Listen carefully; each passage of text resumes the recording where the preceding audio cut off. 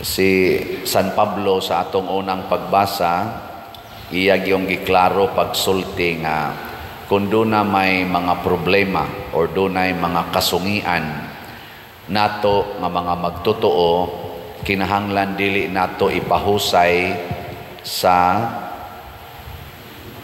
maghuhukom nga dili magtotoo. Ang usa sa mga implikasyon niini nga ang spiritual, moral problems dili gyud masulbad sa legal way. Ang kanang legal way igo ra nang mosulbad sa gamayng porsyon. Ang makasulbad gyud sa moral o spiritual problems mausad ang espirituhanon o Diyos non nga kaalam. Gilingiya imong tupad ing naon sa problema nimo, spiritual o moral. Ana. Pananglitan kanang mag-away ang managsuon tungod anang kabahinanan sa ilang yuta nga gibilin sa ilang ginikanan nga namatay, nya mag-away sila unsa man ang problema ha? Legal, moral, spiritual, sama na. Ang ato ra bang interpretasyon ana legal. Legal nya ato pulo sila mga Katoliko nya mangadto din sila sa korte magkinihaay. Pero kung ato yung tanaw managsuon guna sila, di na magilhanay, kabilin guna silang ginikanan, ilan ang giilogan. Laktod pagkasulti, moral na, sala na, di na mag-ilhanay sa ilang isig kaigsuon, di na gani mutahod sa ilang ginikanan nga maoy ning hantal atong ilang mga kabahinanan. Dili na siya legal. Nya kun mudangop na ngadtos legal, musangko gina nga di na magtagdanay kanang maong mga managsuon, apil pang ilang mga anak hangtod pas mga apo. Di ba? Uy. So, unsa may buhaton, ingon, dito ipahusay sa simbahan, matud pang San Pablo. Kaya ang simbahan mo pahinumdum, nga kanang yuta, dili na inyo. Iyan as Ginoo, nga gihatag sa ngadtos paningkamot sa inyong mga ginikanan. Higugmaan na ninyo, atimanan na ninyo, pagsabot-sabot mo. Ana, hangtod nga makahinomdom na sila bitaw no ang Ginoo man di mo'y tag-iyas tanan, di na mag-away, maghinatagay na moingon na lang gani tingali tong nangilog, imo na lang sad nang akong yuta brad. Ana, kay sus kadako ding sa aning akong gibuhat, di ba? Muila na gani ang tao sa iyang sala kana naduol na siya sa Ginoo. Muna si Kristo mipili og mga 12 ka apostoles dinhi sa atong ebanghelyo aron mahimong sinugdanan nga maoy mo padayon sa mga buhat nga gihimo ni Hesus nga gisulbad niya ang mga problema sa kalibutan. Ang mga Pariseo, ang mga Hudiyo nga mga leaders adtong panahon ni Hesus dili na makasulbad sa ilang problema. Nganuman nagsalig na lang sila sa mga tawhanon nga mga balaod, tawhanon nga katakos, kana bang gitawag nato tawhanong mga maghuhukom. Purting daghanang balaod nga gitudlo sa mga Pariseo ug sa mga eskriba nga wa na gyud maigo sa solusyon sa ilang gipangandoy nga kalinaw, kalipay ug kabalaan sa kinabuhi. Motong pag-abot na ni Hesus, lahi siyag pamaagi. Ang iyang gitan-aw unsaon pagbuntog ang yawa dinhis kalibutan, kay ang yawa mao man na siya magpaluyo nato, mao na siya mo duwa-duwa sa atong tawhanon nga kahuyang. Ug unsa man ang atong tawhanon nga kahuyang, kana gyung mosalig nata sa atong personal nga pagpanghukom. Pananglitan, ikaw asawa, kakita ka sa imong bana nga porting hubuga, unsa may imong huna-hunaon? Unsa man? Way batasan, nagpakauwaw lang gausik-usik lang ana. Pero di ka kakita nga iya day ng kahuyangan nga nabiktima day siya siyawa, nga giilad siya siyawa nga ang iyang kinitaan ihurot og inom, huyang day kayo ang imong bana. Weak ba? Weak. Nya di makakakita na imo din siyang bunogon, imo din siyang kasab-an, imo din siyang palayason, imo siyang buwagan. Wa naman kakakita nga siya di ay nabiktima siyawa. Pero ari ka sa Dios non nakaalam, makaingon day ka pagkahuyang sa akong bana. Nya mo na inikakita na nimo nga tong hubog na kayo, imo ding tabangan, nya inigabot sa inyo, imo ding atimanon, inigkahuwasan na mo ingon day imong bana, nanay loto diha day nga pagkaon ka. Wa ra ba ko kalungag ni ngano man wa man tay kwarta kay murag nahurot man to nimo gasto gabi. Hala, animal gining bisyuha nya wa taroy bugas. Karon tibok semana wa kitay kaon ani kay nahurot man gid nimo tapa magikuno kay gibiling utang dito. Ana, nya gihurot ra balsan nimo suka. Na napay imong tuhod nangapangos kay nahugas kanal. Sa unya ikaw, unsa may imong gibati? Naguol ba yaon ta ko pero saon man nga lab mantika. Kuan lang kita, inunungay lang kita ani. Unsa may imong unsa man kay batios bana ini ka kuan ni ana, ini ka experience niya ana. Magsige ni sa ingon animal gini bisyuha, animal gini. Biyaan ko na ning bisyuha. Sao man pagbiya day ika nay kobra sa akong sweldo tagain na lang kog pamliti aron di nako kapalit anang red horse. Ingkaw niya pwede man na utangon. Sa di na ko mangutang kay madaot ta ani. So siya na mo realize tungod kay ikaw ni antos, ikaw nagpaubos, ikaw nahigugma. Og mao man ay solusyon ni Kristo. Mao bitang ningon si San Pablo diri, dili ba maayo pa nga kita maoy tikasan kaysa kita maoy manikas? Dili ba maayo pag kitay lupigan kaysa kita maoy manglupig? Ngano man tungod kay kining atong wisdom nga tawhanon nga di kita magpadaog, di kita magpapildi, kita gihawd, kita gyud maoy powerful, mosangko nis mga sala. Mao nang niingon diri si San Pablo nga ang magbuhat og dautan dili makasulod sa gingharian sa langit. Ang ato yung ultimate goal nganong magsunod ta aning atong mga pamalaod nga Dios non langit. Kay kining kalibutan mulabay ra ni.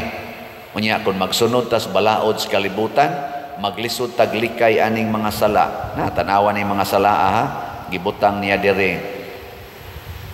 Ayaw limbungi ang inyong kaugalingon kay ang mga tao nga makighilawas nun o nagsimbas mga Diyos-Diyos o mga mananapaw o makighilawas sa isig kalalaki o isig kababae o kawatan o hakob o mga palahubog o tigbutang-butang o mga malapason sa balaod, dili makasulod sa gingharian sa langit.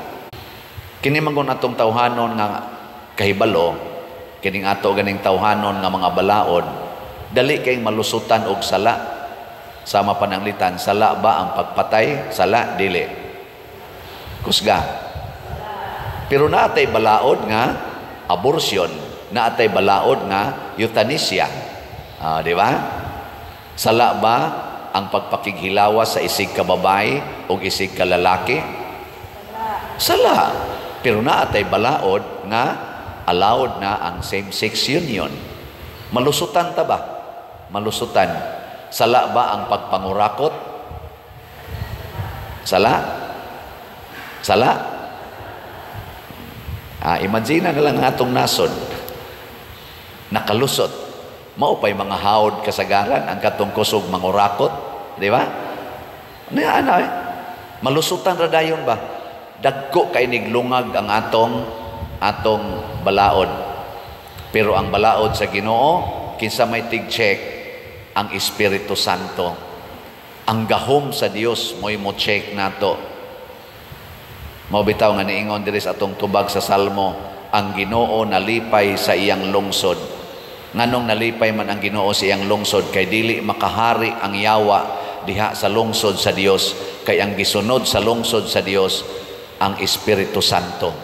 Og ang yawa makit-an gid na sa Espiritu Santo, di na makalusot, pero sa mga balaod nato dali kay makalusot. Bisag mo gamit patag mga instrument kanang moingon nga makaditik og tao dito lawom sa yuta, malutsan ra gyapon ta ana, no? Oh. Pero ang Espiritu Santo di kita kalusot. Makit-an gyud hasta ang katong kinataguan sa atong kinabuhi. Mo na si Kristo kay wa man kalusot ang yawa, wa sad kalusot ang yawa diha sa mga apostoles. Unsa may nahitabo? Nanggawas ang gahom sa Ginoo. Matod pa diri sa atong ebanghelyo, ang mga tao nagpunsisok og duol ni Hesus o gustong mohikap niya kay gikan kaniya nang gula ang gahom nga nag-ayo kanilang tanan. Og tungod ining maong gahom, nawagtang ang mga sakit, nangawagtang ang mga yawa, nangabag-o ang kinabuhi, og nanindot ang katilingban. Pero kining atong balaod sa tao, og mao na lang gisaligan, musangko sa kamatay, musangko sa gubat, musangko sa panag-away nga wa na gyoy panaghiusa, kagubot o kalaksot sa katilingban. Mao na ang atong kalibutan karon, laksot na kaayo. Naa ang tanang problema, lawasnon, espirituhanon, moral, social, economic, naa nato gibombahan tag maayo. Nganuman may kaitang pagkailad sa yawa nga nagsalig na lang kita aning tawhanon nga hukom, wa na ta maminaw sa Dios nung hukom. Gani og magamit tag Dios nung hukom sa wayon ta, way siguro patyon pata. Ug mao nay gidangatan ni Hesus, nalansang siya sa cross tungod kay gatsunod siya sa Dios nung hukom. Si San Pablo ug ang ubang mga kauban, mga apostoles, nangamatay pudtog martyrdom. Si Lorenzo Ruiz, San Pedro Calungsod, nangamatay sa lingi ay mong tupad. Ing na andam na kang mamatay, ing na andam na ingon, ayaw lang padiroy, og di ka gustong mamatay, hala, sundan ang balaod nga tawhanon. Tanawa, di ba, di jud ka mamatay, pero daghan kay kag mapatay. Daghan kag mapatay. Pero kung magsunod ka sa Diyos noon nga kaning kuan, balaod og hukom, ikaw ray mamatay, daghan ang malipay. Oh, ana, no? Sama anang balaod nga panghatag yun, pamalit yung slat. O, kanang balaod ra, unsa man na, Diyos nun o tawhanon? O, tanawa, di ba lipay kita kay ni-increase na sa dangatong halin. Pila na halin na to ron sa atong SBF DAG, niabot na og 37,863 ka slots ang atong halin. Yan napay 22,137 ka slots nga available. Nya doon na sa ni 16 slot challenge nga tag 8,000, nakadawat na sa tag 221 ka slots. Atong pakpakan ang namalit sa SBF DAG. Padayon gitag palit, Diyos no ni siya. Ikaw niya pa din, mahurot atong kwarta na. Abangan ang susunod na kabanata. Ang Ginoo dili na matugkad sa tawhanon. Ang atong tawhanon, moingon man ta, kung magsigi kog hatag, mahurot ang akong pundo. Di na maoy gahom sa Ginoo. The more you give, the more you receive. And the more you give and give, the more you receive and receive. Na siya. So ang ato na sang sitiyo, nga slat, para ni sa atong pagpanghatag og mga bugas, ngadto sa atong mga kabos kayong pamilya, ato sa silang himuag balay, gasige na tarog evaluate sa mga applicants, 40 naman hinoong daghana, pero ay mo kabalaka ha, kay di na namo buhaton ang tanan.